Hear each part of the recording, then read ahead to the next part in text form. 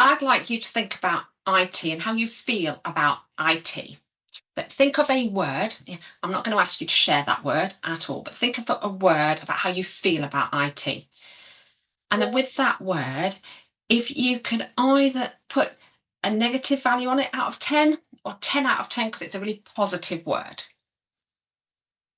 So did anybody put a number higher than 5? Yeah. So, oh, great. We've got some positivity going on today. Anybody higher than about 7, 8? Yeah, a couple. But most of us are fairly negative about the IT there. But I would argue that you probably spend more time with your computer than you do with your significant other, with your children, with your pets. Insert as applicable. So I want to help share with you some tips and some really awful IT jokes to help you realize that IT isn't boring and actually it can be really useful. So there's some things in here which you can implement straight away into your businesses. Hopefully you can see this. So some tips for you to save time. I don't know whether you have noticed in Word and Outlook, there is a dictate button. That dictate button is fantastic if you're not the best at typing. Please be really careful. We've got a mixture of accents on the call today. Yeah, the dictate button sometimes gets our accents a little bit mixed up. So if you're typing something, do just double check what it actually puts in there. But it can be a really quick way to put a lot of text down very easily. In a post-COVID world, I don't know about you, but I certainly work very different hours to what I used to work. And sometimes I like to work on an evening if that fits with my day. In email, there is a delay delivery function. I might not want to send an email to somebody on an evening because I don't necessarily want them to reply on an evening.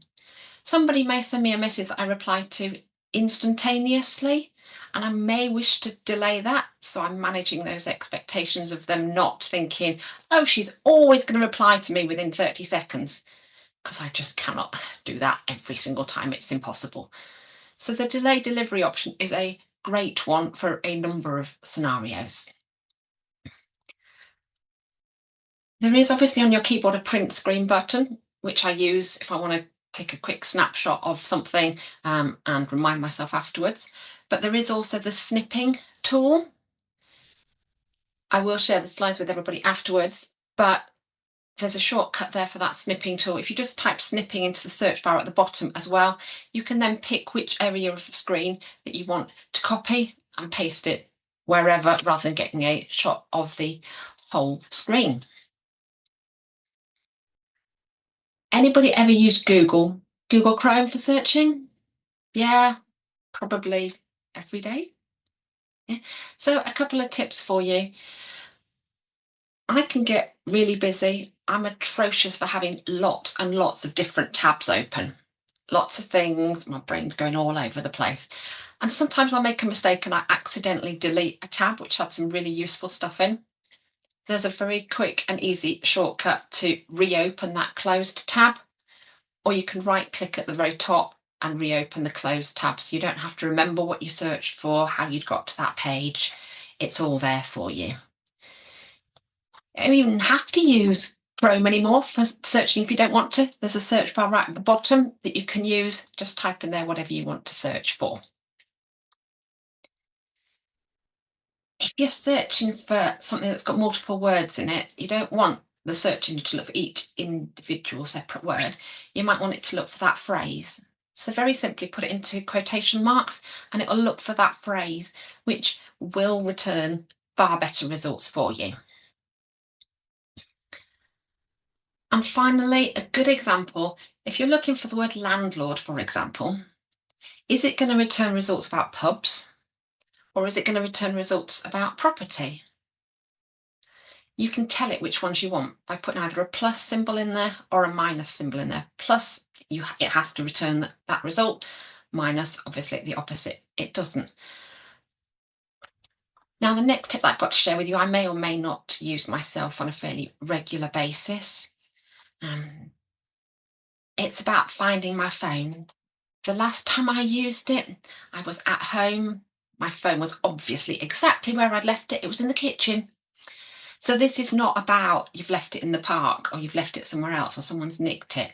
A lot of these tips are really realistic things that you can use for yourself and implement into your business. If you're connected to your Google account, yeah, you can go in and ask it to find your phone and it'll just ring your phone for you.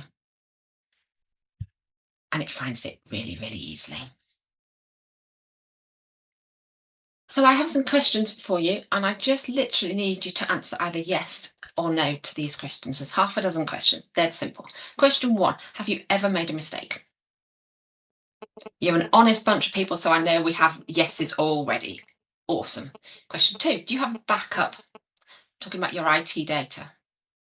Yeah, simple yes or no. Do you know what data is included in your backup? I can see some heads going, maybe not. Question four: do you know where your data is backed up? Mm, serious thought. Do you know your backup credentials?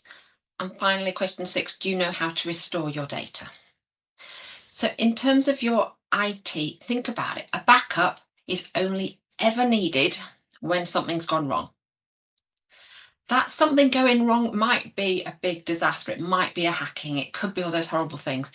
But in reality, the majority of the time that we restore a backup is when someone's made a mistake.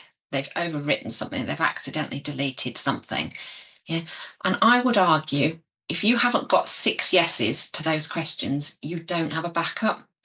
So if anything were to go wrong, yeah, you wouldn't be able to restore that data.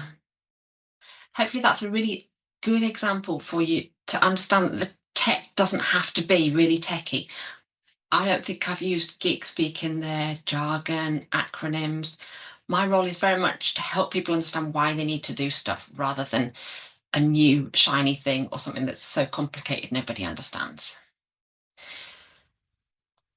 So, who benefits most from our IT support? And to also give you some guidance in terms of some of the things you may or may not be aware of.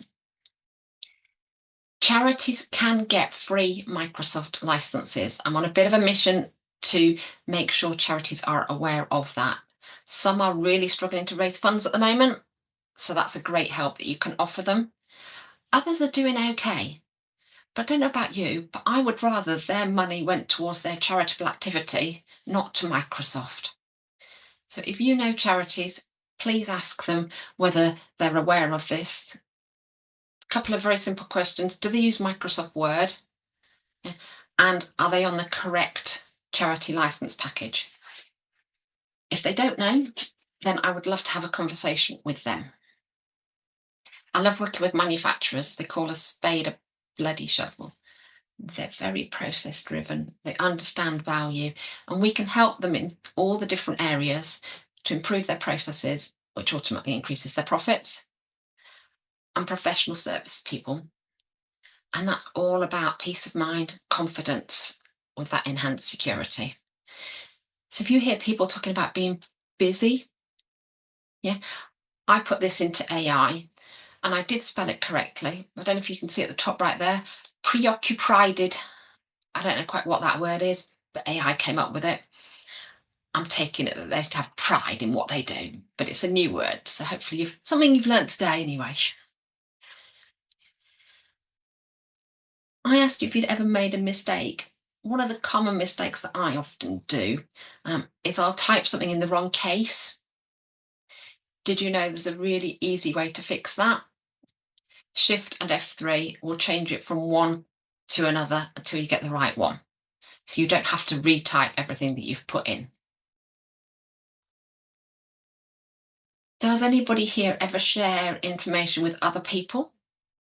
Perhaps confidential information, or it could be useful information. Here's a website link to something that you might be interested in. If it is confidential, WhatsApp's a great way to share that information because it's encrypted, but also it works on a PC and on a Mac. So just go to the whatsapp.com website, click on the download button, and then it will link all your WhatsApp messages, your PC with your phone, and then that link that they've sent you to the really fascinating website, you just can click straight on there and open it, and you're not having to manually type it all back into your computer.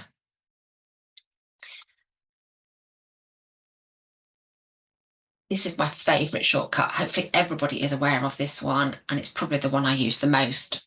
But Control Z undoes your last action. Really simple, and it works on all sorts of different packages as well. But if all else fails, pause, breathe. Hold on a minute. Whoa. Who am I kidding? Just reboot it. If all else fails, reboot it. It works a treat so often.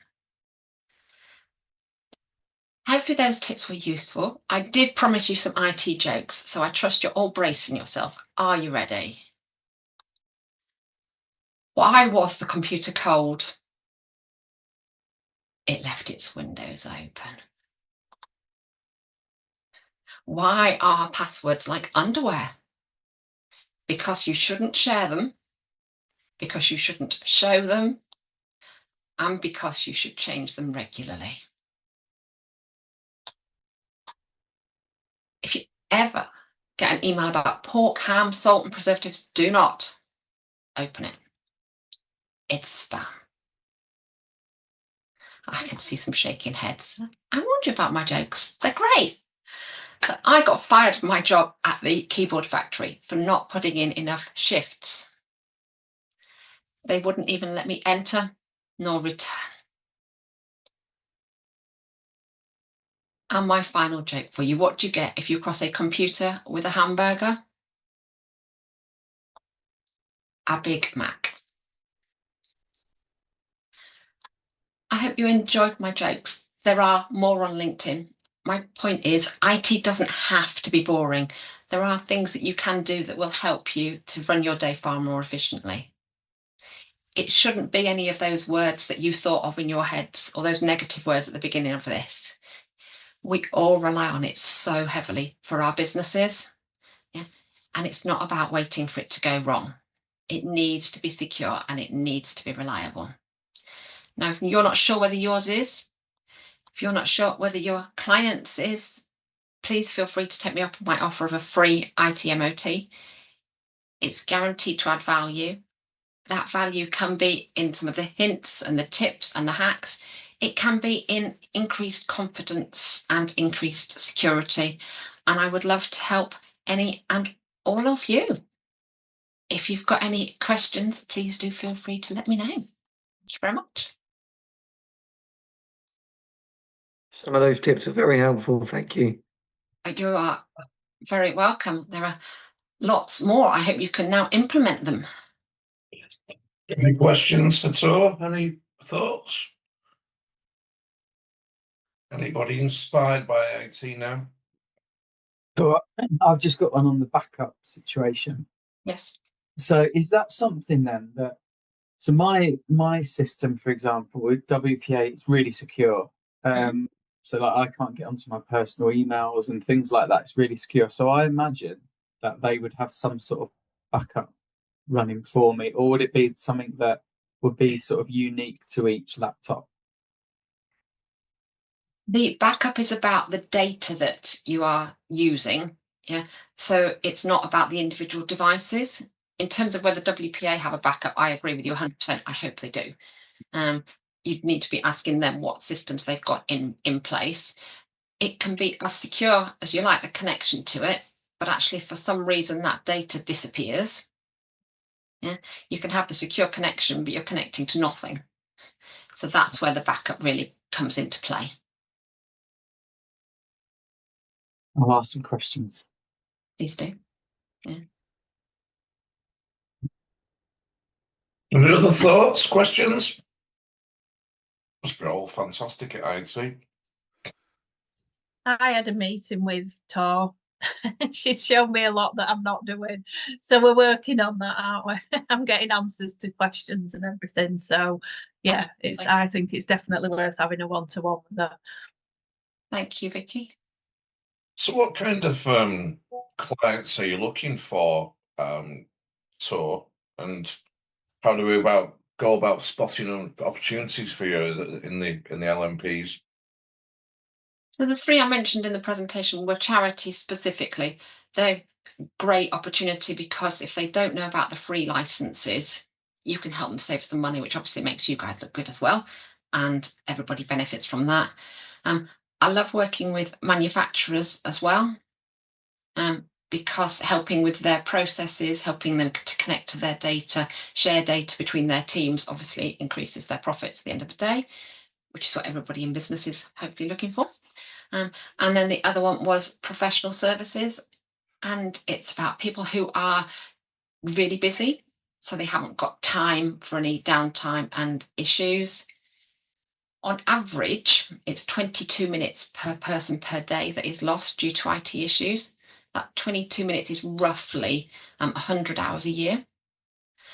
Now, I suspect every single one of you and everyone watching this would rather spend 100 hours doing something else other than waiting for their computer or swearing at their computer or getting frustrated with their computer. There are better things in life to be doing with that time. So we can help people to achieve that. From the individual's point of view, that's great because they remove that frustration. From the leadership team, the management team, they're no longer paying people literally to do nothing, because they can't while they wait for their computer. So everybody wins.